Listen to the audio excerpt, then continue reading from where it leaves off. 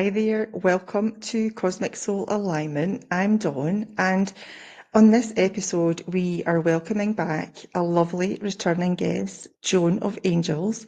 And the last time we talked a lot about galactic contact and soul remembrance. And now she's back to take us even deeper into the frequency of the soul itself. Now, Joan will be explaining to us about what it means to discover your unique vibration, how crossing your harmonic threshold can open the door to new possibilities, and why aligning body, mind, and spirit is the key to living with clarity and purpose. So welcome back to the show, Joan. It's just lovely to have you as a guest once again. I'm so happy to be here. I want to thank you for having me here.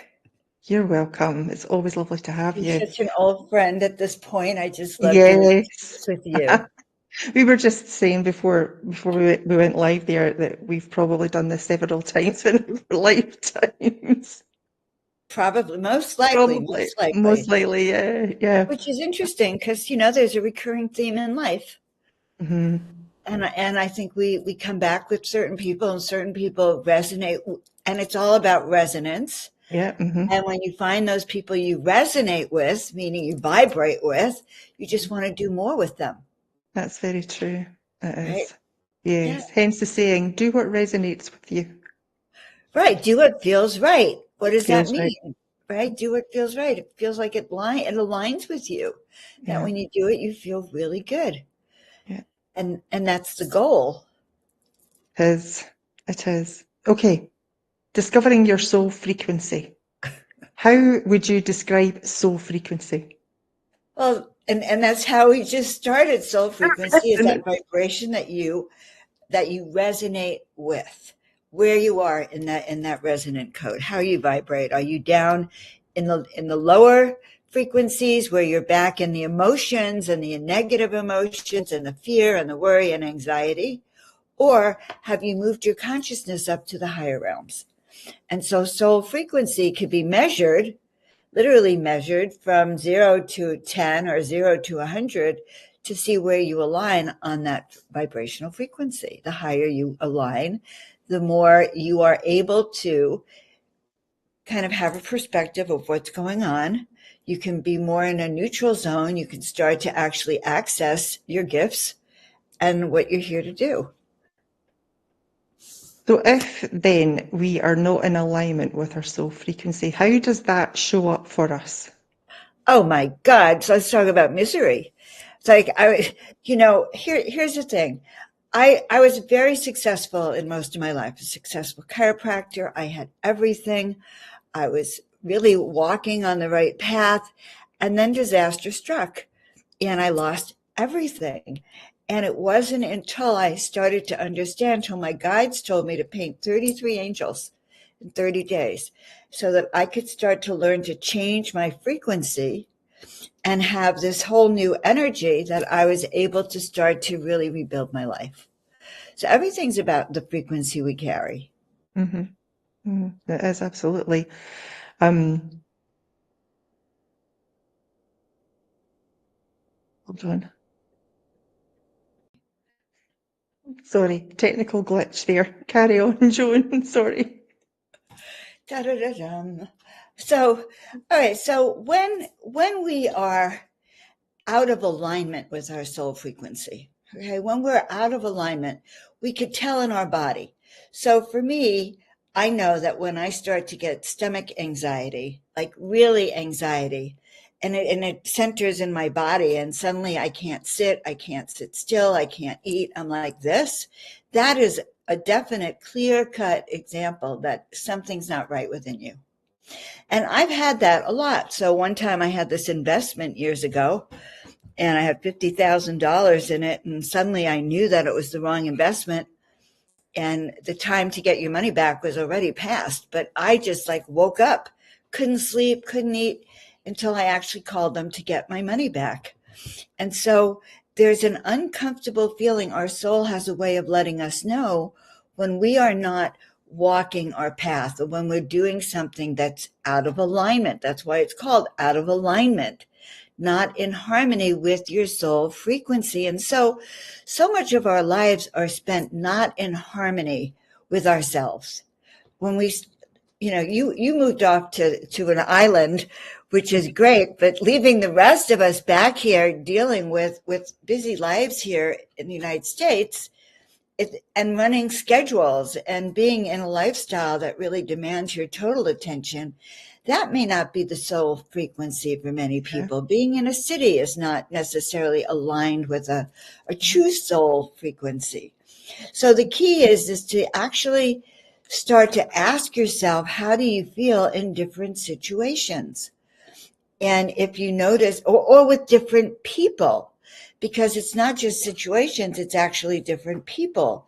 There are people that we have a good resonance with. We're using now vibrational terms, but in our life, the people we resonate with are the ones we have the most fun with, that we enjoy, that we seek out. And we have the difficulties with the people that we're not at the same resonance at. So if you could look at your relationships from a more neutral point of view and go, well, it's not about my personality or their personality. It's really on a soul resonance level. We don't have the same values. We don't think in a similar way that harmonizes. So we look for harmony. We look for areas of compatibility. We look for areas where the two of us can create an energy field that's even higher than we are. Because I come with my energy, you come with yours. We come together. Do we bring each other down? Or do we excite each other and want to go deeper and dive more forward? And those are keys to some of your relationships, guys, whether they're soul harmonious with you, whether they resonate for you. It's up to you to determine that.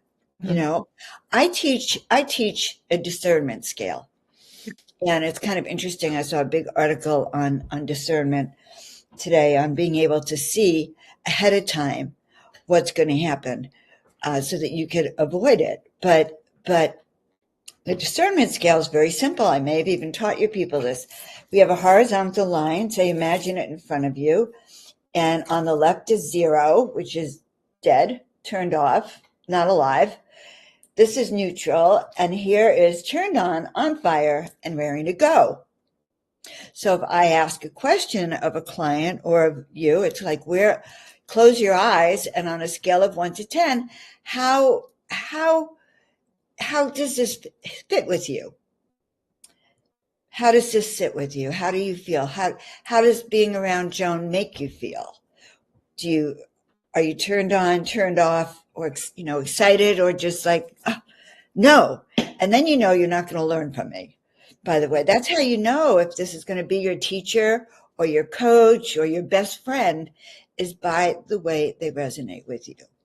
So soul resonance is hugely important, and really discovering where you're at and being able to acknowledge that, okay, these people aren't aligned with me. It's not personal. They're not aligned with me. And it makes it easier to look at your friendships, by the way, and your relationships that are causing you issues, and take the emotions out and go, well, gosh, on a scale of 1 to 10, how do I really feel?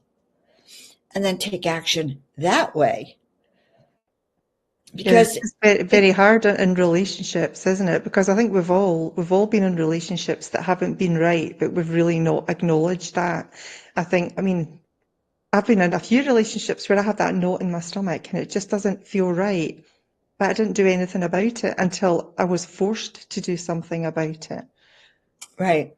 And that's what happened to one of my clients, who had a friend that she adored, but they were always having battles. And the other friend was very narcissistic and kept insisting that she do it her way. And although they were good friends, this particular client was actually afraid of her friend. Afraid of her friend's anger and temperament and the ability to turn her words against her. So in a sense, some of us are trapped in relationships we're afraid to acknowledge. And how do we deal with things like that? Well, first of all, knowing who you are is really important. And people say, oh, you should know yourself. What does that mean? Well, it actually means to start to evaluate where you're happiest and where your soul wants to go. And that's what I mean by harmonic resonance. Harmonic resonance is that place, or harmonic threshold is that place where who you are inside is resonating on the outside.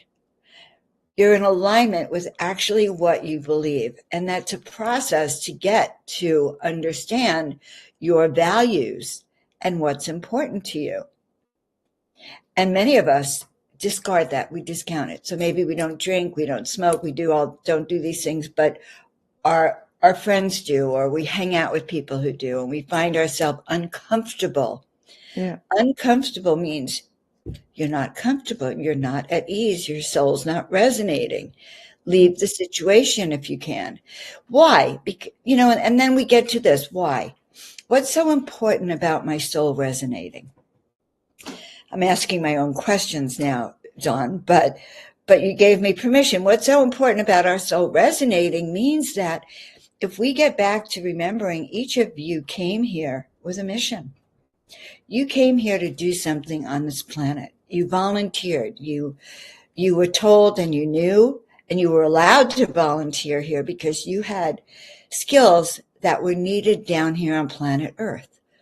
So if you begin to remember that your soul came down here with a purpose, it inhabited this body, and that our lives in a bigger picture are all about remembering that.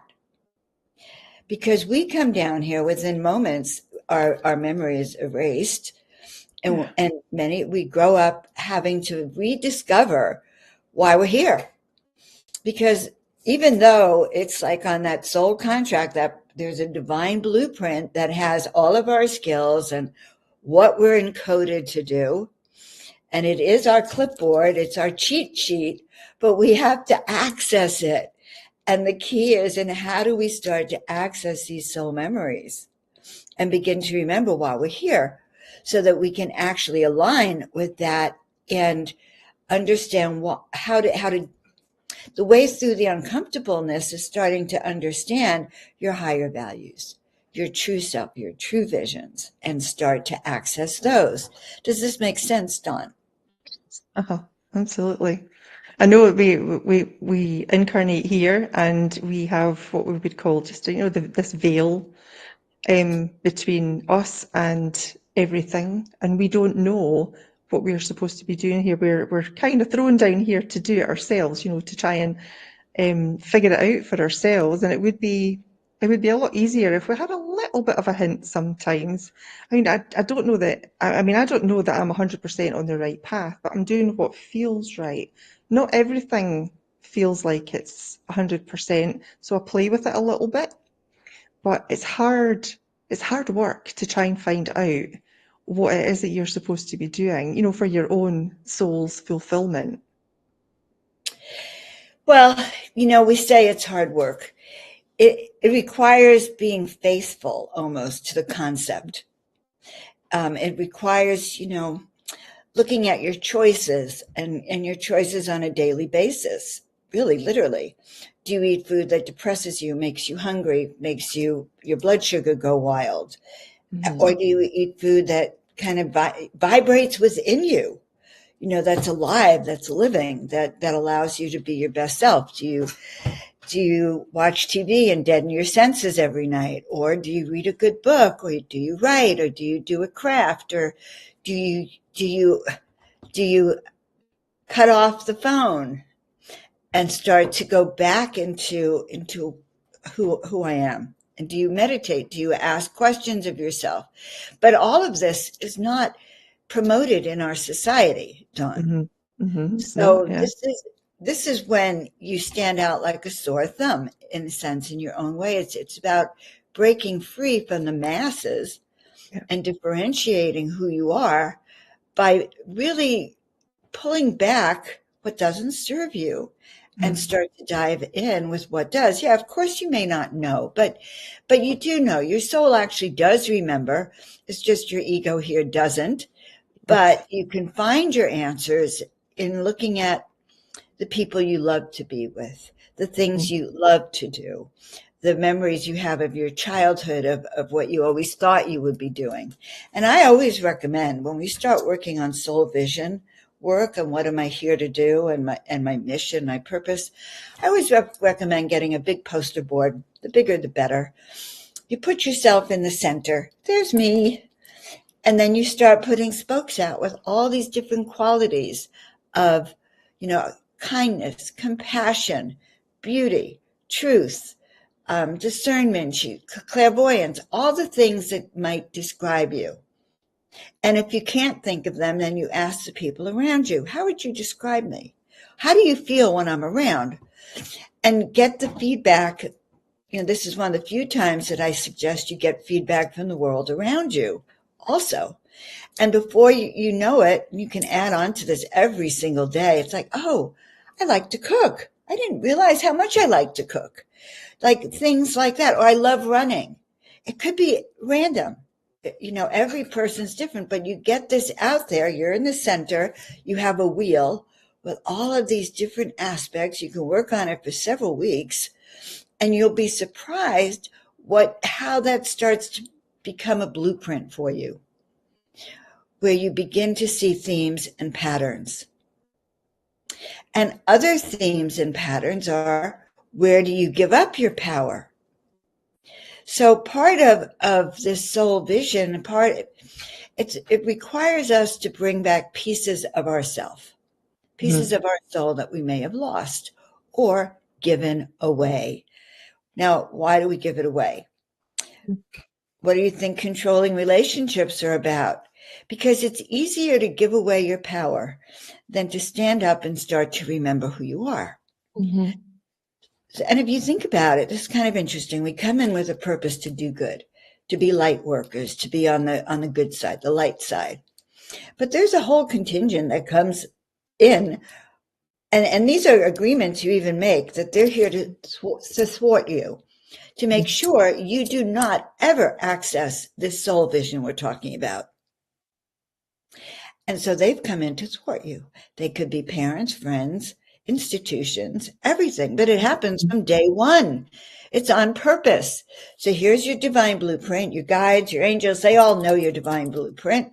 You kind of know something's going on, but you can't remember, you can't access, and you have all these people feeding on you, telling you what to do, trying to mold you into their image. And before you know it, you're losing pieces of yourself. You could be losing it just in a parent-child relationship. Maybe your parents or one of your parents is abusive. And before you know it, now you're thinking you're a bad person. You don't want to stretch beyond your limits. Look, I didn't want to leave the closet. And still, when I'm in trauma, I don't want to leave a closet when I'm afraid.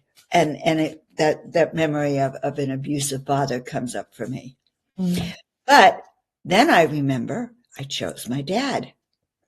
So not only are the dark side against us, but we choose we choose them to fulfill a karma.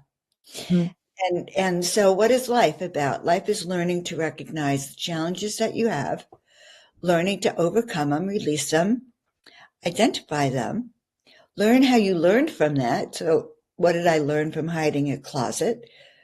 Ultimately, I learned how to come out and be on television and how to speak my truth. But if you understand this, I'm trying, this whole cycle, I'm giving it to you in one download. There's a lot to take in. But that's why you're here. You're here.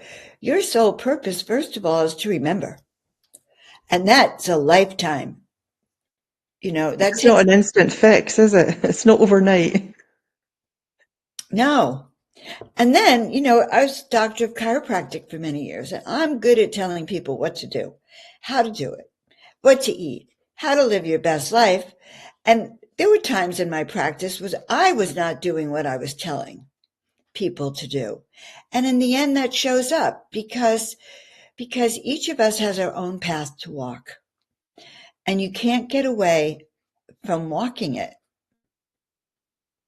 And if you're listening to this show, all about crossing this harmonic threshold where you start to resonate at the vibration of the higher dimensions, where you're living your soul vision, where you're doing the work you came here to do, that requires a mindset shift and an awareness of how you've been thwarted in the past. The awareness at that harmonic threshold, that's when it's a light bulb moment, isn't it? And things start to change. Yes, it's like that aha moment when it doesn't matter what the rest of the world says. So, like Dawn, you decided to move to an island way off somewhere. Okay. God knows where it is. I don't. All right. But you had this thought, you and your husband, it's like, we're going to do this. I'm sure that, I don't know about you, but when I tell people I'm going to go to Colombia for 3 months, I get, you're not going, Mom. Don't go. Don't go. Do not. And so we have family around us or friends that just don't want us to do these things. And the question is who do you listen to? Understanding there's a push and a resistance. You get this brilliant download and this is where to go. And then you have everyone else going, no, no, no, that's wrong. Stop. Don't. So see how they build these structures around us that make us even fearful to break free. It's not what they want. Well, because we're all trained to walk within these perimeters. Yeah. You can only go so far. You're a woman, you can only do this much. You're Dawn, you can only do this much. So we're in boxes, and part of our life is to break free from these boxes. That's why they call it the matrix. In a sense, we're in this simulation. We have to figure it out. We don't even sometimes know who's with us and who's against us. It really is interesting. Discernment is a big, important part in understanding why you're here. Mm-hmm.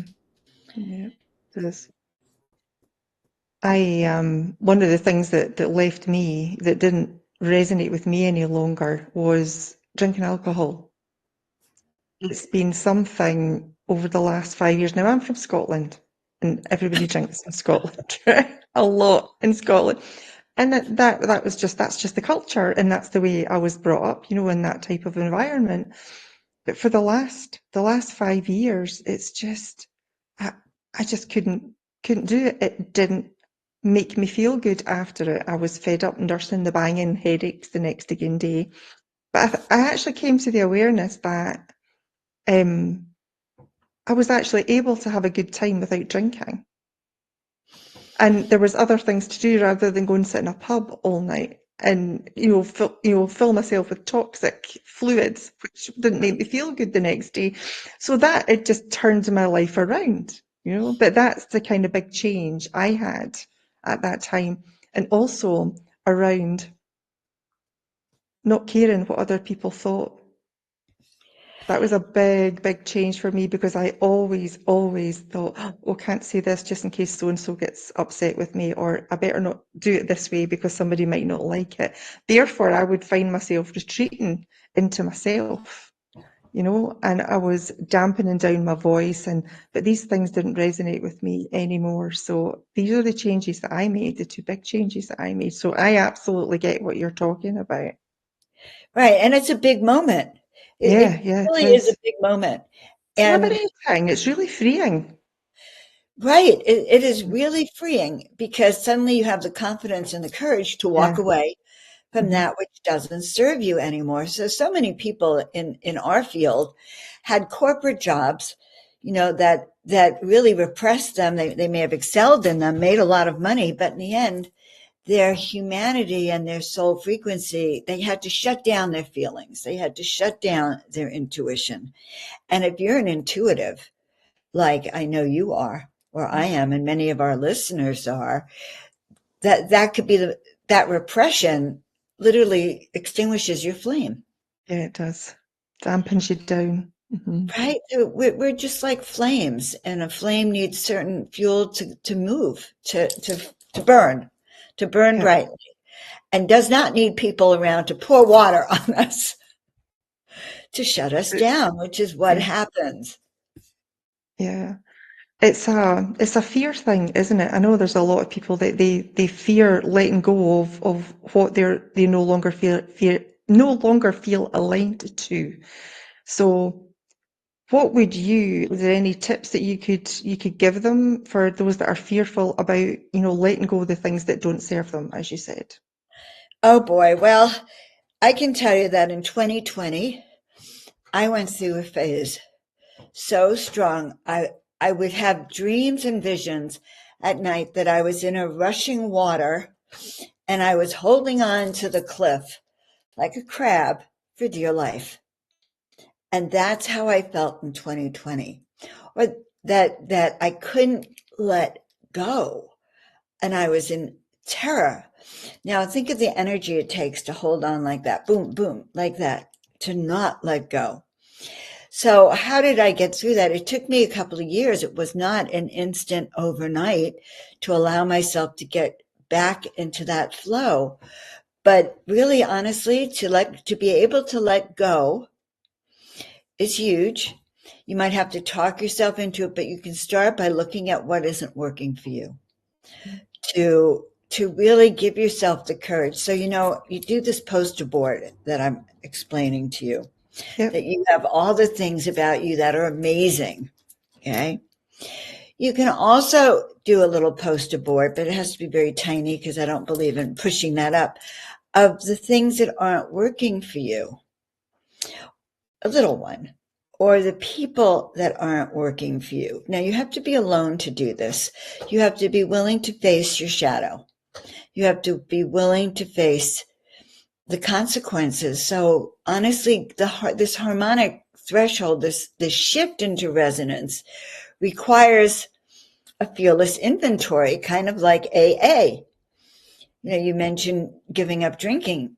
Well, it's a good thing you really gave up drinking, because if we think about what alcohol really is, alcohol opens up your energetic field to demons, entities, beings, thought forms, all sorts of energies that aren't you. Hanging out in that great pub in in Ireland, really, honestly, probably fun. But if you think about all the energies and entities around there, not of the highest vibrational frequency. So the first Yeah, thing is to definitely start not. to assess that. And then the effect on your body. The effect on your body is even, Yeah. they all fit together, but you're dampening your frequency. So we could say, what other ways are you dampening your frequency? Are you watching TV every night? Are you smoking or drinking? Are you using drugs? Are you hanging out with people that overwhelm you or control you? Are you in a job you absolutely hate, or in a marriage you can't stand? It's actually honesty. It's the best way I could say it. With your honesty with yourself, brutal honesty with yourself about what is not working for you, whether you want to talk about it or not, because that's exactly the stage I was at when Mhm. I just knew my marriage was not working. It's a horrible, horrible feeling that you have to make the decision as to whether it carries on or not. But the fear was there, yes, for the repercussions about me saying, I no longer want to be married to you. I do not like the way I feel around you now. I don't like it. That was a really terrifying thing for me. But I tell you, see, the moment I said it, it was like a massive, massive weight had been lifted off my shoulders. And you were talking about dreams. About 5 years towards the end of my marriage, I was having the most horrendous, fast, bloody, terrifying dreams. I would write them down in a book. I did not have any more dreams after I told my husband at the time that I wanted a divorce. Gone. So that really reflects on how I was feeling, in my life. It wasn't working for me and I was getting all this traumatic stuff. So that was a big light bulb moment for me. And then I learned that was giving me a message, because that was 5 years I had these big dreams and never thought anything of it. I just couldn't understand what was going on. Now I absolutely know that messages and guidance can come to you in all sorts of different ways, and I will never ever not listen to it anymore. So I get where you're coming from with with the dreams. Mhm. Yeah. So, so in 2013, I was not in a very good state at that time. I was begging for a miracle, which I thought would come as a financial check or cash. Okay. That was my miracle. Take And what cash. did I hear? Paint 33 angels in 30 days. Paint 33 angels in 30 days. And which I thought was absolutely absurd, ridiculous, too hard, too much to ask of me. All right. But by the third time they asked me, that a light bulb went on. And it said, it was like, well, I don't know exactly how this is going to unfold, but I better say yes, because otherwise I don't see how I'm going to get myself out of this situation.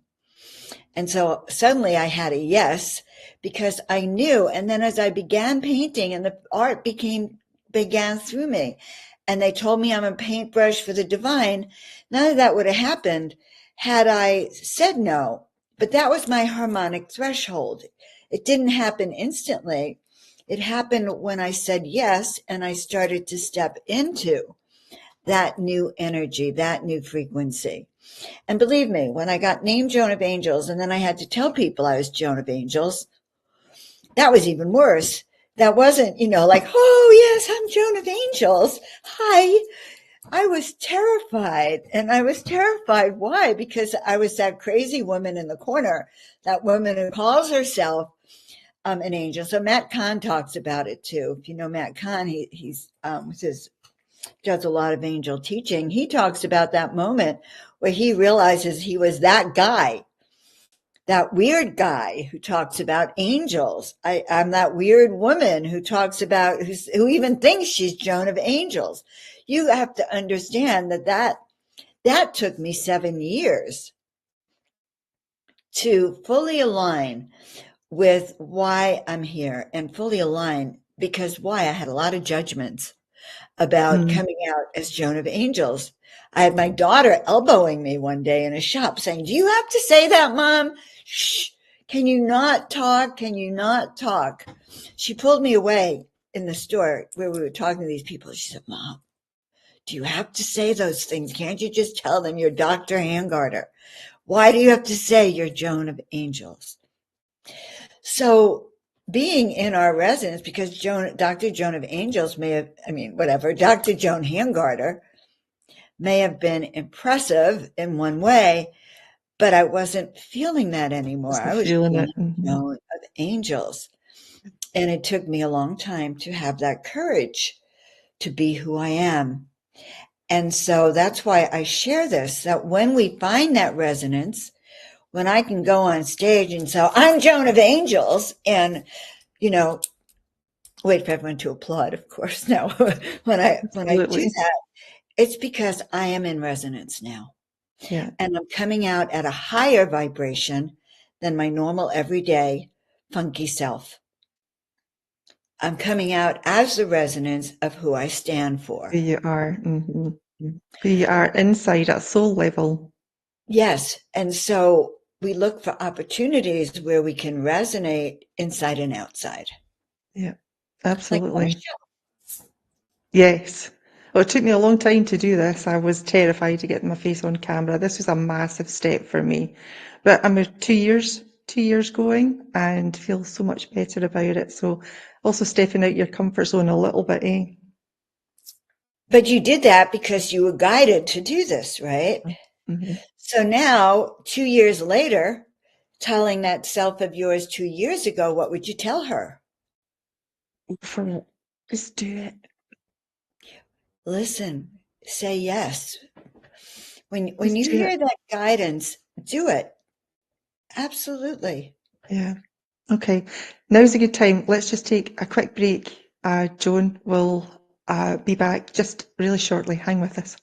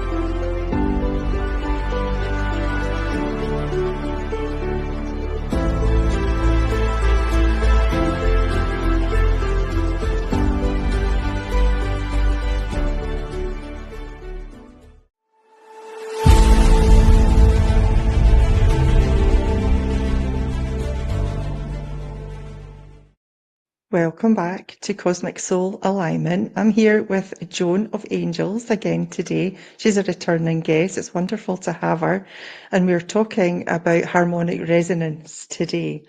Let me just pick up where we left off a little bit, because I want to ask about your experience. Do you have clients that I suppose are lacking in self-trust to make these changes? You know, that they're worried that they'll do the wrong thing, and how would you handle that, and how would you guide them? Well, it's interesting. Okay, when you worry about doing the wrong thing or taking the wrong step or saying the wrong thing. I used to be like that all the time. That I just was afraid to upset the apple cart.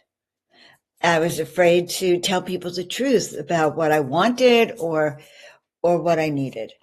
And so actually this training is really for me. By the way, that's why I am now a soul vision mentor, and I have a soul vision mentorship program where I take you by the hand and we work on eliminating that which doesn't work. We work on bringing in it and kind of refilling you with your purpose, refilling you with your joy and your passion, and awakening that within you again, so that by the time we're done, you have a clear understanding of what you are here to do, and you have a pathway to walk.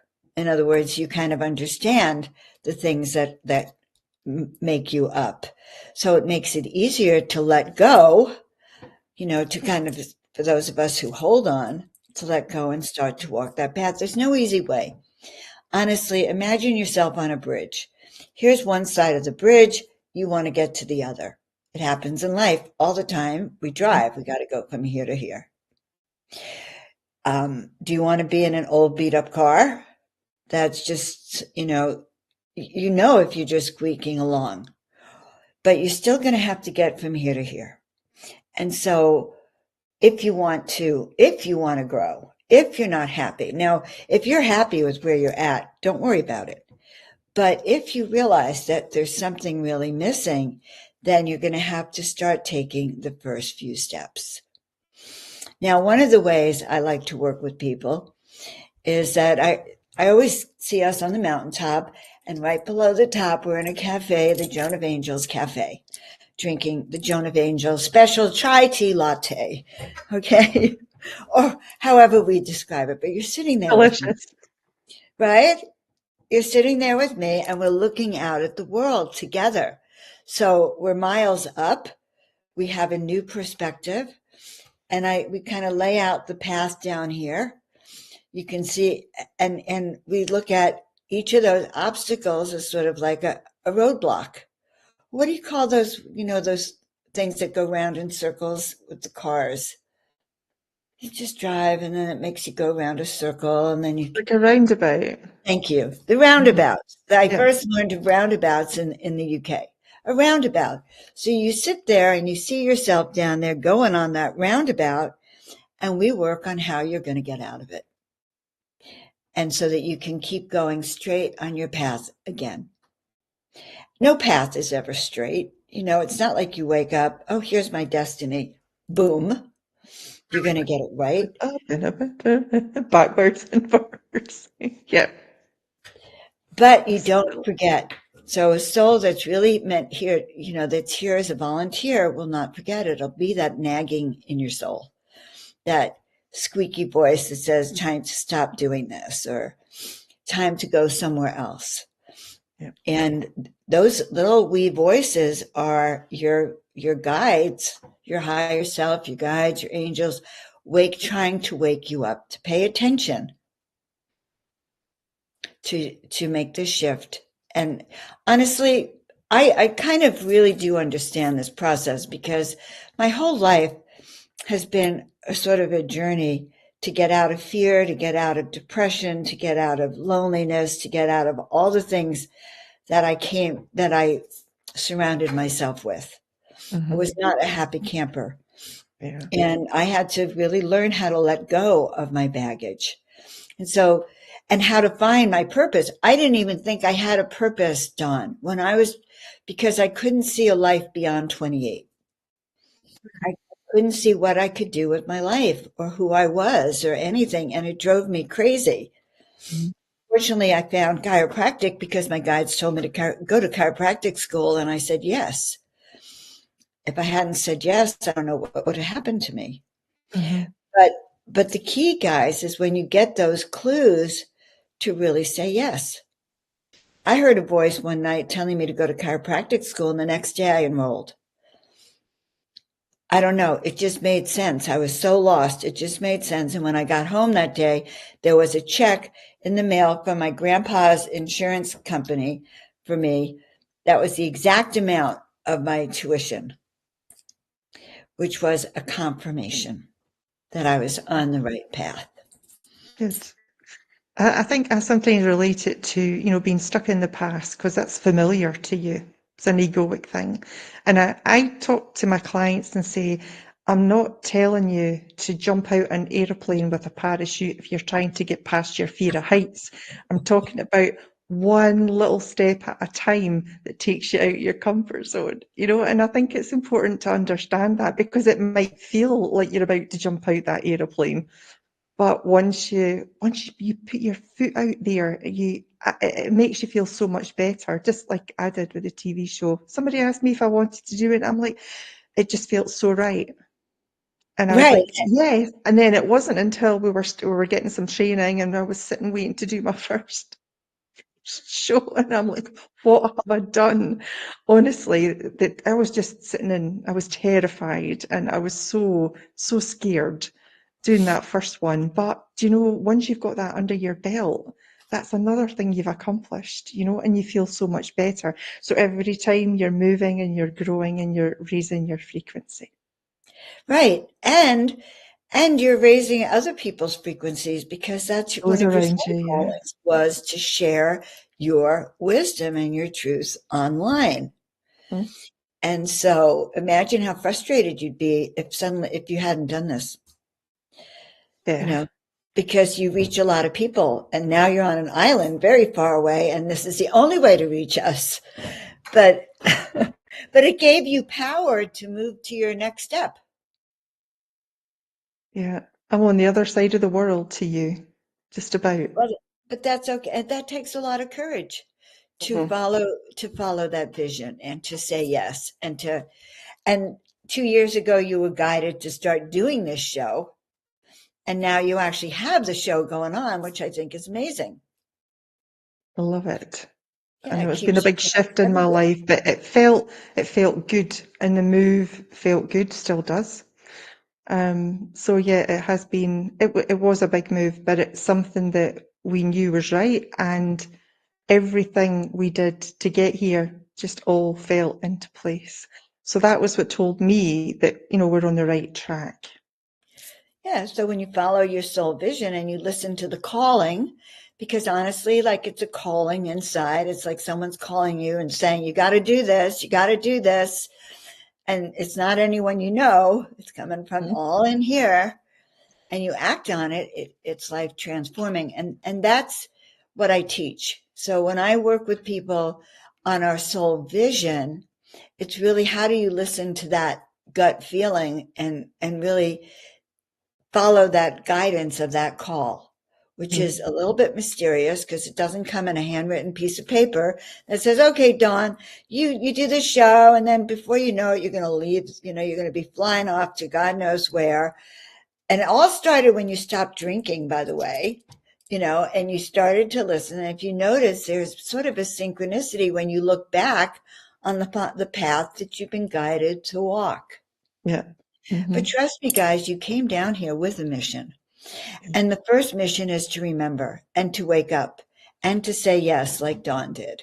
And and then to keep saying yes. Keep saying yes to that which aligns your soul. And honestly, Dawn, if people want to know more, they can reach out and talk to me about it Yep, and absolutely. book an appointment with me so that we can actually get you started on following that calling because there's an agitation you probably feel until you get settled with where you're going. Oh, totally. It's Totally, just yeah. so uncomfortable. I don't know Mm. about you, but I can't stay in my body. I'm You like get jumping out of my irritated. skin. Yeah. Mhm. A big irritation. Yeah. Well, that It probably moves me on to another question, actually. So, why is it that people are feeling so stuck and overwhelmed in the world right now? I know that there's so much going on, but from your perspective, what's going on with, making people stuck and keeping them overwhelmed? So 2020 had a tremendous impact on everyone, and the effects are still just being felt. They stopped our society cold, period. Boom. And then we suddenly had to start to reboot. Friendships got lost. Many people have died. There was that overwhelming fear that we're going to die from COVID, if you felt that way. There were neighbors turning against neighbors if you didn't feel that way, I if you didn't was want to get aware of that. That was vaccinated. terrible. Yeah. Hmm. So our very fabric of a kind of easy existence around was ripped apart, ripped apart. We're entering into a period of time where the old ways are dissolving, where people are starting to say no to what they're being told to do. More and more people do not want to get, this or this. So people are starting to wake up to that. But if you notice, they're starting to try to even do that again and coming out with, the virus and sort of another agenda that's starting. So there's a lot of uncertainty. There's a lot of fear. There's a lot of fear in our Unsettled. country. The president's come in and he's got a strong agenda to clear up things. Some Yeah. people don't like it. Some people do like it. If you're on the side that doesn't like it, many of those people are in fear. There's also a possibility of civil war here in the United States on the, that also, so there's physical 3D things. So how do you manage? You manage by holding on to by what I call chop wood, carry water.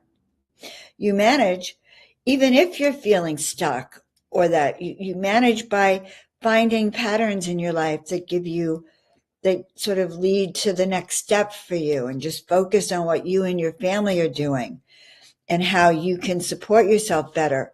What kind of food can you eat that's better? I mean, in America, the food is terrible. It's Yeah. absolutely designed to it's not healthy. That's all I can say. And people are discovering that. So there's so many things that are upsetting the apple cart, that the only stability you have is yourself, period. That's the only thing you can be certain of. And so diving within yourself, looking at, okay, what skills do I have to master these times, is a good next step. And that's what I do with people. I would probably add to that about Oh, stop good. watching the news, stop Yes. watching the TV. I mean, sometimes we fall back into it, very regularly, and catch ourselves. And then, well, now we put the telly off and we'll read a book. We'll read aloud to each other about, that this book that we're reading, or if there is something on the TV that we want to watch, it's usually a documentary or something like that. We try to stay away from the news.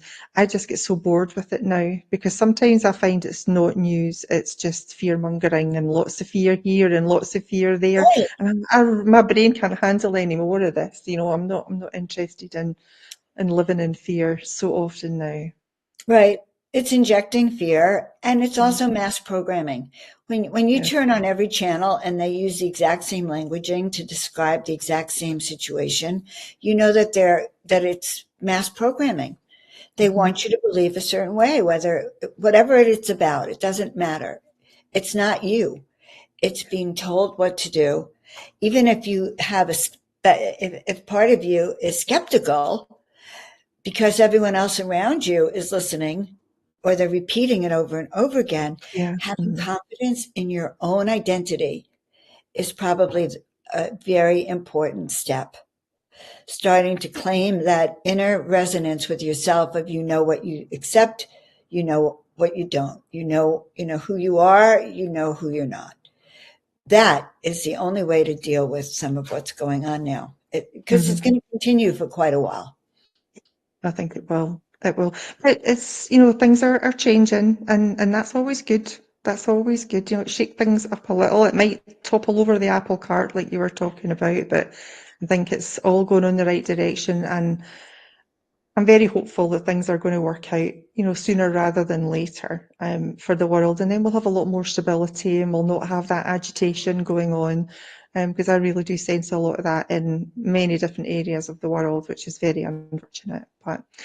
But here, Joe, it's a whole hour, just about a whole hour we've been chatting again, and it's been just wonderful to have another discussion with you. Thank you for sharing this, powerful wisdom that you have, and reminding us that our soul frequency is not only real, but it's the key to clarity, purpose and joy. So may today's conversation inspire each of us to tune in, and cross our own harmonic thresholds and live in resonance with who we truly are. So thank you, Joan. It was always wonderful to have you. I had a great time. Thank you. I appreciate you, Dawn. I love being on here, and it's so funny because it just suddenly it just took off, and before you know it's the end of the show. So guys, Yes, and you can reach out to me at joanofangels@gmail.com if you want to talk more about your soul vision. I'm offering a free soul vision strategy session to find out what's going on with you and to show you what your soul archetype is like. Pretty helpful, I think. So joanofangels@gmail.com. I'll put your information on the description. But thank you. So take care and join us next week for another journey beyond the veil on cosmic soul alignment. Thank you, Joan. Take care.